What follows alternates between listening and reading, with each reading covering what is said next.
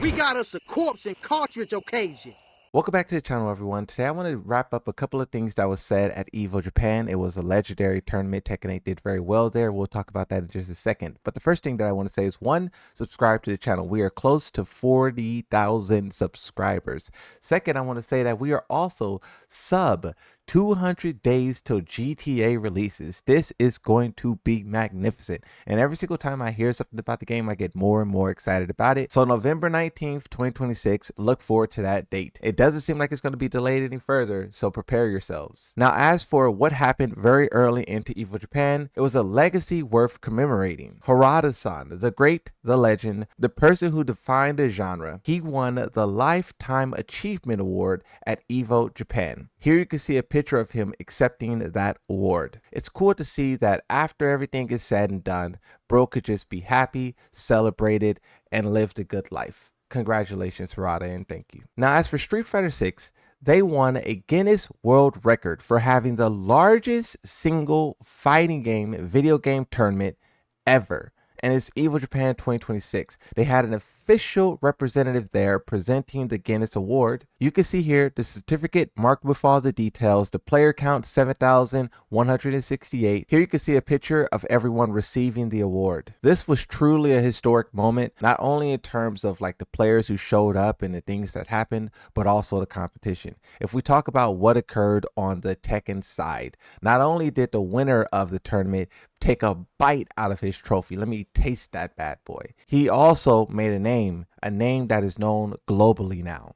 Akari is the name, and he made history being the first player ever to win a TWT tournament with Kazuya Mishima in Tekken 8. Now, there was a couple of people who was able to do it in Tekken 7, but there was some people who got close to doing it in Tekken 8, but he was the only person who can cross that finish line. And the way that he did it was absolutely magnificent. I seen that Kazuya in top 8, and I knew like history was going to be made. Not too many people can stop him right now. Not too many people are prepared for this type of strategy, this type of aggression, this type of gameplay. And he was just battling, bodying, and just overcoming all obstacles. Now, when he reached Knee in the grand finals, I knew things was going to be a little dicey because Knee has the most Kazuya experience out of that whole top 8, except for Akari, right? He's a Kazuya main. But Knee played the character, Knee knows the character, he's comfortable with the character, and you can see the results of that with Akari being pushed to the limits in a grand final reset. That was the first time he showed emotion on the stage,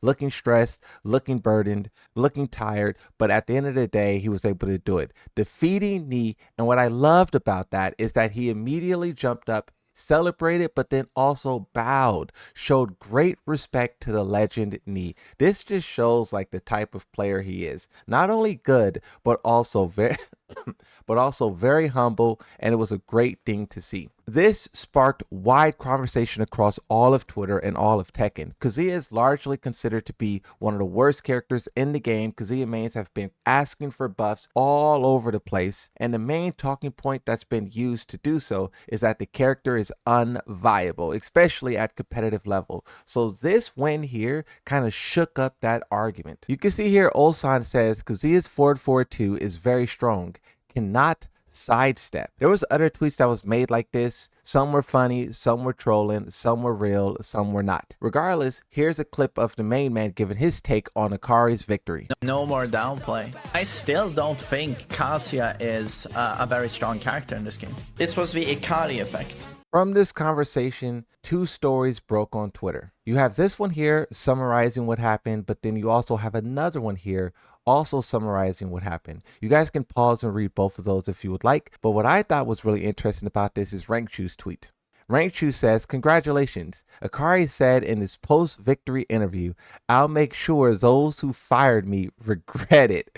What happened?" Oh my God, I agree with Rankchu. What happened to bro? Whatever it is, he can now have this victory to compensate for it. On the loser side of the grand finals, you have Knee. He says, "Today I climbed an incredibly difficult path.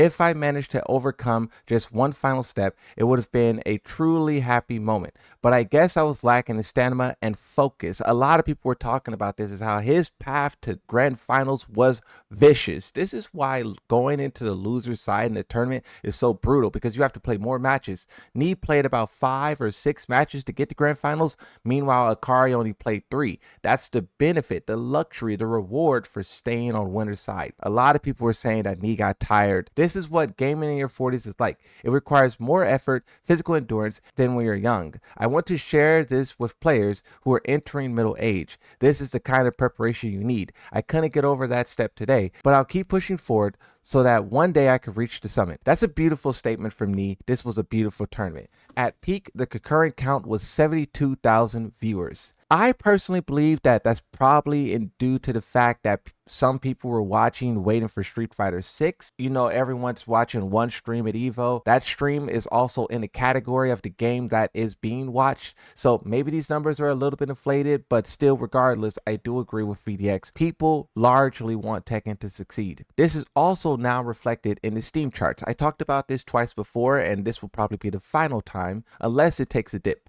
But you can see that Street Fighter is still hovering at that massive 30,000, with Tekken 8 now hovering at that 6,393. Guilty Gear Strive was ahead, it was equal, but now we can see that it lost basically half of its momentum. So Tekken 8 is still continuing forward. When Guilty Gear Strive surpassed it, it caught up and it's now maintaining. So that's good to see. Now, as for Kunimitsu, the release date, just in case you missed it, is May 27th. That's early access. The official release for this character will be June 1st. Also for the character, we'll get first hands-on at Combo Breaker May 22nd to May 24th. What I'm also expecting is that they'll upload gameplay. You know, maybe IGN will have an interview. Maybe we'll get some gameplay from other news sources as well. This will probably be a great weekend for Tekken. Look forward to the competition, but also the last DLC character. They confirmed in Kunimitsu's trailer that Combo Breaker is where we will get the first look for this character, which is surprising for me. My theory was that the final character was going to be a guest character, and they would reveal that guest character at Game Awards or Summer Games Fest, but the fact that they're doing it at Combo Breaker probably means it's either a new character or, like a lot of you guys predicted, maybe it is Miguel. Only time will tell. We don't have to speculate too hard. It's happening in like a month. I also want to note that we will be getting a balance update when Kunimitsu releases. Here's the screenshot if you want to pause and read the details. I read the screenshot a couple of times already, but basically it's talking about addressing the heat system. It's also talking about moves that has a excessive reward. If this update is similar to the last update that they did, and if Kunimitsu is also very balanced on launch, we will be having a great time. When we get more information about this, I'll definitely make a follow-up video, so like and subscribe for that. But something else that I did want to note, there was a huge debate going on about Kunimitsu and who is her father, and we have our answer. Victor, you are not the father. Kunimitsu says to Raven, you must be the one who trained under my father, which players believe to be Victor, because Victor personally taught Raven.